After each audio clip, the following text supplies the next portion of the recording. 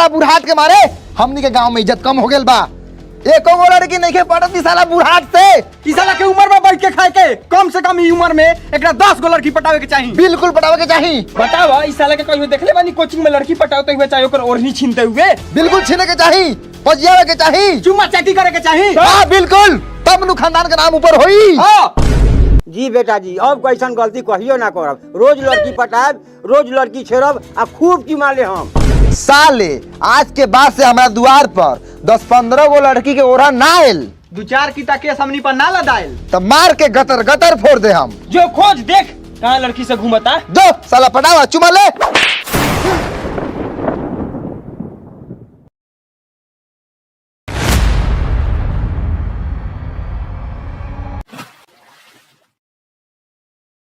पिताजी आराम बुझाता। हाँ बेटा, बुझाता बुझाता। भाइयों खाली तूहे गोर जत बा पिताजी के, हमरो के जाते दा। भैया तू जाता। पिताजी काहे दोनी हम आजकल अनाप शनाप सपना देखत आनी। सपना अपना ना होखेला बेटा, खुश रहे के कोशिश करो। चला यही बात पर तोहनी के एगो बढ़िया खिस्सा सुना देतानी। हूँ करिया लोगन। एगो राजा साहब कुत्ता पोसले रहत। कुतवा के एक दिन छोड़ देलन छूटा। कुतवा जाके लागल गू खाए। पकड़ के ले आके 2-4 पड़ाका मरलन। आ कहलन जी और गू खइबे, और गू खइबे, और गू खइबे। का पिताजी रउआ हमनिए से मजाक करत हनी कि ना? तो दोसर केकरा से करी? तोहनिया का तो दौर दुनिया में सोना लड़किया बड़ा लोगन। जी पिताजी, रउओ तो हीरा बानी, रउआ लेखा पिता भगवान सबके देश। अच्छा ठीक बा, जा लोगन खा के सूत, सुबेरे उठ के खेत में जाए के बा। जी पिताजी।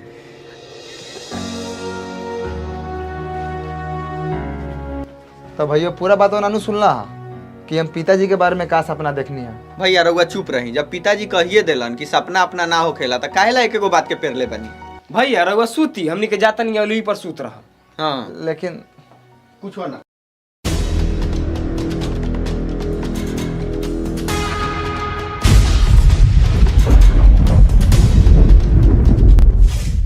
पागल इंसान तोरा के बार बार समझावा तनी, फिर भी तू नजरअंदाज करता है।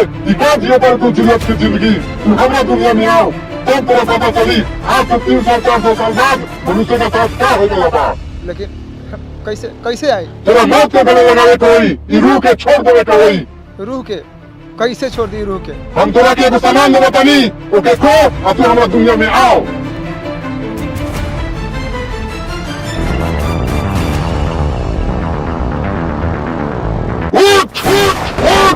उठ जाओ।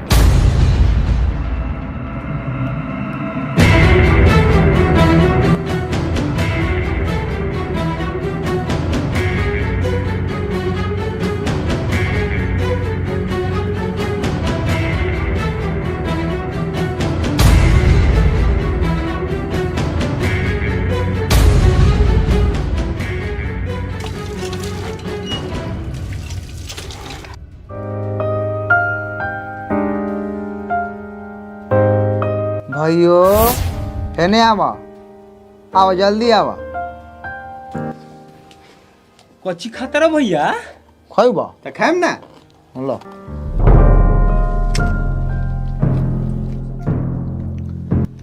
भैया, तोहनी का हो सके तो हमरा के माफ कर दिया।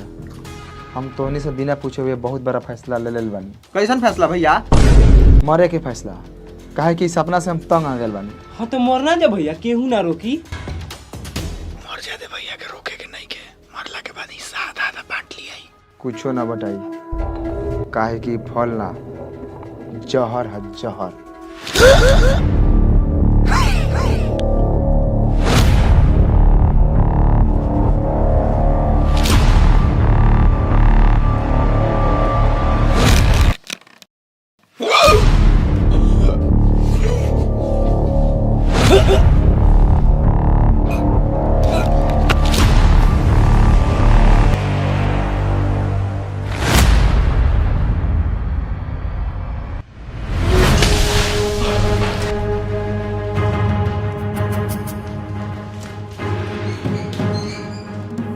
का हो सार लोग, कितना देर सुतबा? उठ। जी पिताजी। खबरदार पिताजी कहला था। तनी पानी का झोंक दनी गरियावा तारा लोगन। चलो उठ, दादाजी मर गेल बान, उन करे के बनवा देले बानी। चलो उठ के खा ला लोगन। काखिया के मोइला भैया, यहाँ पिताजी तो दादाजी के भोज कैले हवा। मरे के रहा तो अकेले खा के मरतो, हमनी के काहे ला मोइला? दादाजी के मीठ हम ना खबई हो भैया। अरे बाप रे बाप। ए चुप्पा, अरे बाप रे बाप, चला देखा काका होता। बउओ उठ गेला, दादाजी के गोरी बना देल बानी, खइबा लोगन। अरे बाप रे बाप, मायो जिंदाबाद। का भेल बउआ सके कहत माई जिंदा बा। का कहियो रे लोहोवा, भैया के शादी तय हो गेल बा, मोथे काम नहीं करत।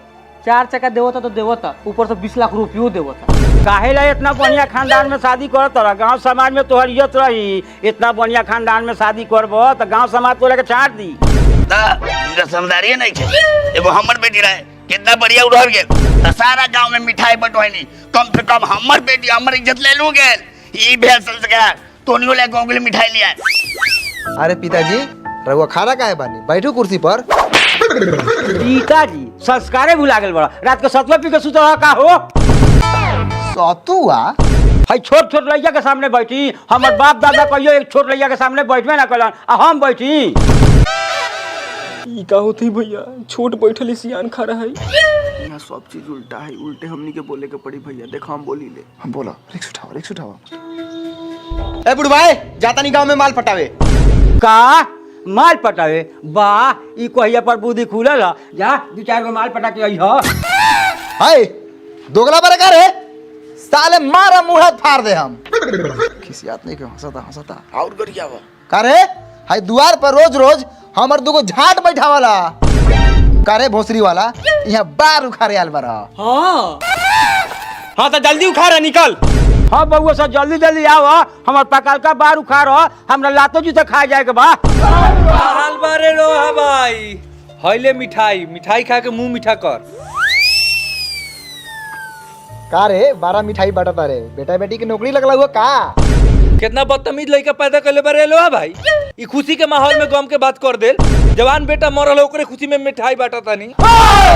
हाय मिठाई ला लोगन, सब केहू के कहले के दावत बा, बेटा के बनवा दे, हम सब केहू खाइया लोगन। अरे बुढ़वा आ जाते नहीं हम माल पटावे। जा बाबू लोगन जा। एगो हमरो बेटी जवान बा, ओकरो को पटा लिया लोगन। ए बहुत बढ़िया बढ़ते रहिए। रुकिए नहीं, निकलिए निकलिए, बहुत बढ़िया है। आ रहा है, चावल चीनी का बोरा लग रहा है।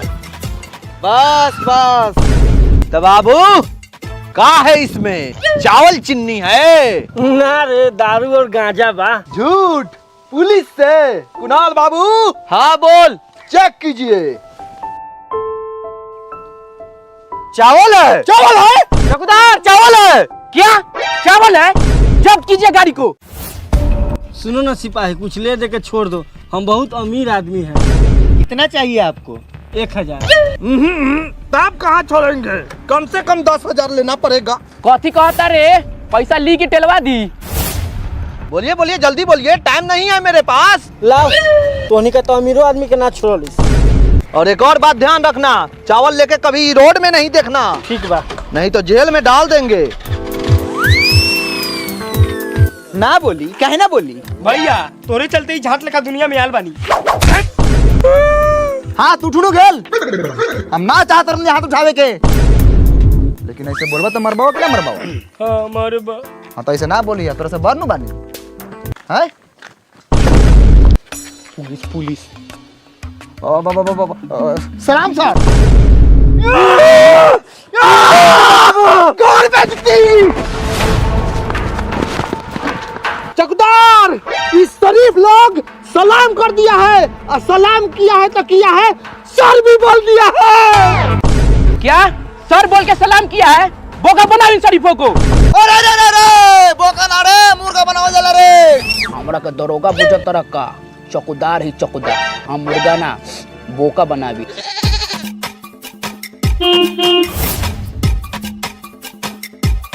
ए रुका, का रे, का दिक्कत? जी कहे कि ये बा कि गरिया में का बा, चेक करावा। रे पूछो नहीं खे दारू शराब गांजा बा। कैसे मान ली हो दारू शराब गांजा बा कहीं दाल चावल चीनी गहूं होई तब। हाँ तो चेक कर ले कोनो हमनी भागत नहीं हो का।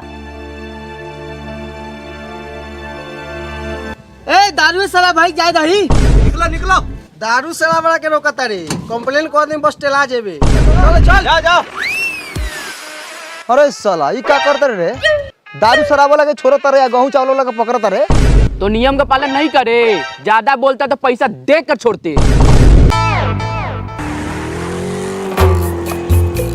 ए बाबू रुको रुको, एगो तो 20 के स्पीड और ऊपर से हेलमेट। बाबू उतरा तोरा के हम पैसा दी, उतरा। ए लाओ लाओ पैसा लाओ, उतना टाइम नहीं के रुकेगा। कितना चाहिए हुआ? 500। ए बाबू 1000 से कम नहीं देंगे। अच्छा लाओ लाओ 1000 लाओ। लीजिए आ जाइए निकलिए। आई 500 ऊपर से हेलमेट का।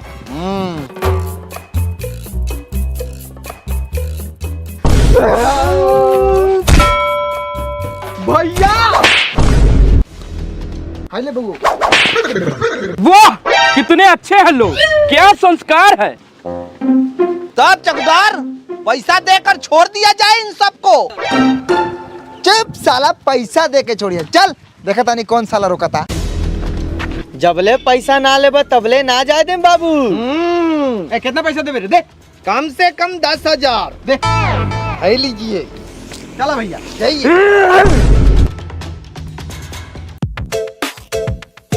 क्या रे बेटो मतलब तो गुर्दा के ले अकेले खा गेले का एको ऑफिस ना मिलाऊ। गुर्दा करे जी तो हम भुजाई के बेर पार कर दिले, खाना चिपटानी जे मिलल बसे। अच्छा हमरो बेटा को यो मरी अइया खाए खियाब तोरा के गुद्दा वाला पीस।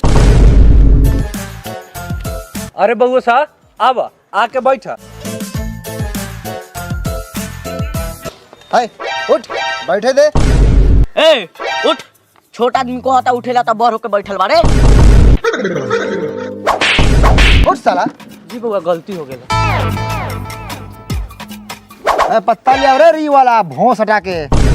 भोस काहे हटाओ तरफ पूरा बोला भोसरी वाला, तबे नु हमर मन गदगद हो जाए। ए तो जो भोसरी वाला ले आ पत्ता। साला लड़चट्टा। देख लो हा तोर लइका से लड़चट्टा कहता, ये लइका सब नु तरक्की करी। अच्छा ठीक बा लियाव तनी पत्तल। करे बाबूजी बड़ी चाव से खाता रे, कौनी बेर आइले है? बउआ आइला तो 1.5 घंटा हो गए, ई तीसरा कलछुल खाता नहीं। तीसरा कर काथे के मीट खाता रे। लड़का के मीट एकरे जवान बेटा मरल है, कल दावत देवे आए रहस ना। आइलो बउआ लोग पक्का। अच्छा भालू बताओ, चौपाहा के घरे से हमर बेटा के खाए कोनो ना आयल है, ओकरा घरे कोनो जड़ जवान मरी तो हम जाएम खाए। सही कहता रे, हमरो भाई मरो रहे तो ना रहे सखाए, आधा देह खराब होत रहे तो माटी में हिलावे के पड़ा।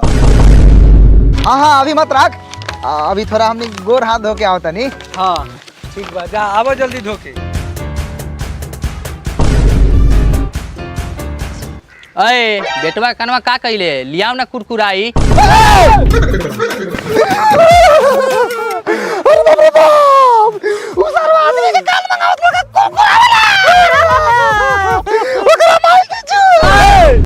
चूड़ी फोड़ी।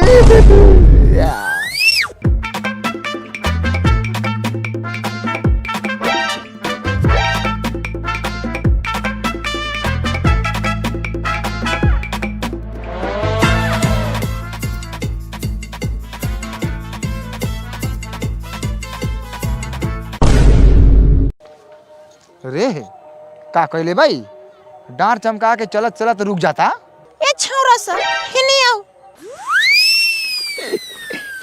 ए लेकिन 3 गोरा के बीच में 2 गोरा बा, ज्यादा अत्याचार ना हो जाई। ए आओ ना, हम अकेले तो नहीं 3 गोरा के संभाल लेबो।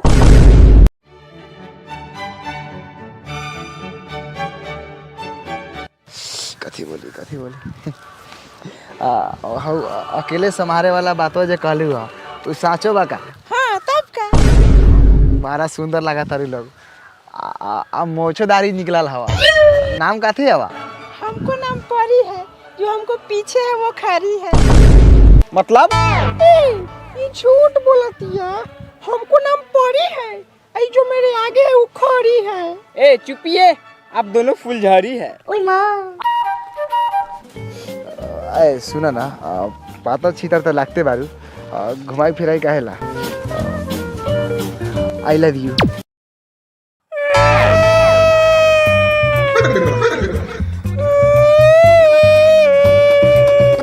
साला दीदी बोल के माफी मांग गलती हो गला बहन जी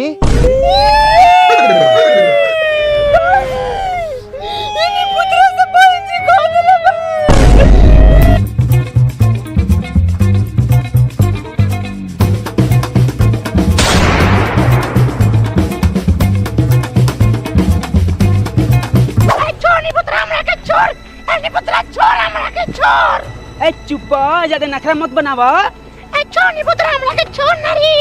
चिल्लाबू तो छोड़ियो दे, हम ले ना जाए। भैया लागत है गुंडा सा नारी के झाड़ी में ले जाता। भैया ये मौका बा एकरा के बचा के हमनी हीरो बन जल जाओ तामनी का गुंडा बने का रे चल बचाओ जाओ इज्जत कहीं यहू से ऊपर वाला के आँख खुल जाई तो हमने के पिछला दुनिया में भेज दिया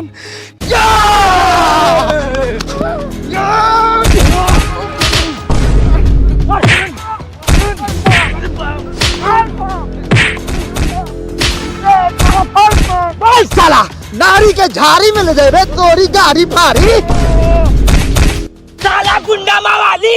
साला हमनी के रहते हुए नारी के झाड़ी में ले गए दूर तू के गाड़ी भी नहीं खरीद सका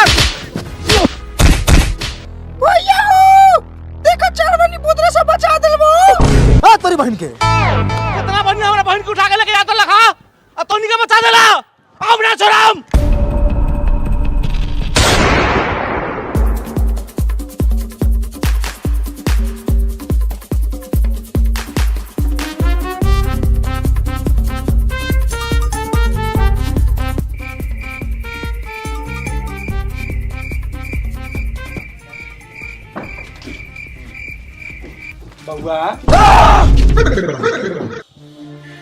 कहा डरात रहो लोग का बेला पूछो मत बोलिए भैया, साला सा निम्नो बात बोलना पर गोली गुर्देल लेकिन चलावता।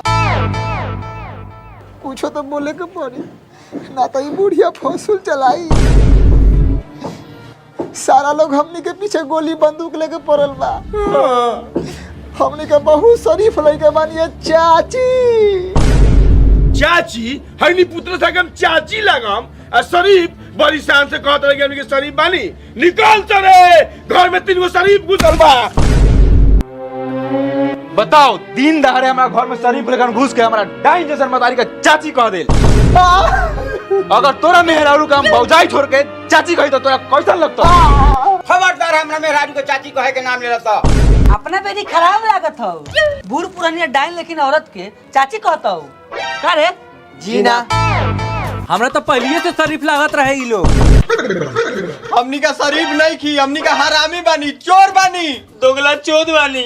दोगला चोद तो छोड़ हमनी का माधर चोद बानी कैसे मान ली हर शरीफ आदमी अपना के चोरे डकैत कहेला अरे चौकीदार आवता चौकीदार चिन्हता रे 10,000 रुपया दे के छोड़ ले रही सो लागत है केस में 1-1.5 लाख रुपया दे के केस के सलटावे के पड़ी। हमरा ना चाहिए 1-1.5 लाख रुपया, खाली अमीर आदमी के पैसा दे के सतावला सब। हमरा तो इतना ना पैसा हो गेल बाकी खेत लिखावे नहीं की जाना। अरे बाप रे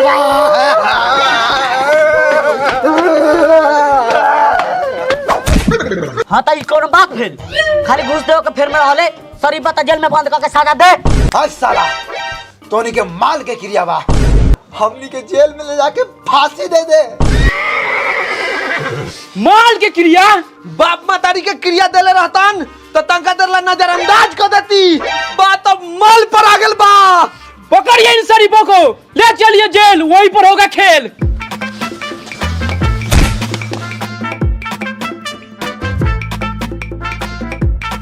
तो दोस्तों वीडियो कैसा लगा, वीडियो अच्छा लगा तो वीडियो को लाइक कीजिए और चैनल को सब्सक्राइब कीजिए और अपने दोस्तों में शेयर कीजिए। और गाइज आपके पास भी अगर ओपिनियन है तो अपना ओपिनियन गली मोहल्ले और नुक्कड़ पे मत दीजिए, डाउनलोड कीजिए प्रोबो ऐप, लिंक डिस्क्रिप्शन में है। आप लोगों को मिलेगा 25 रुपए का वेलकम बोनस।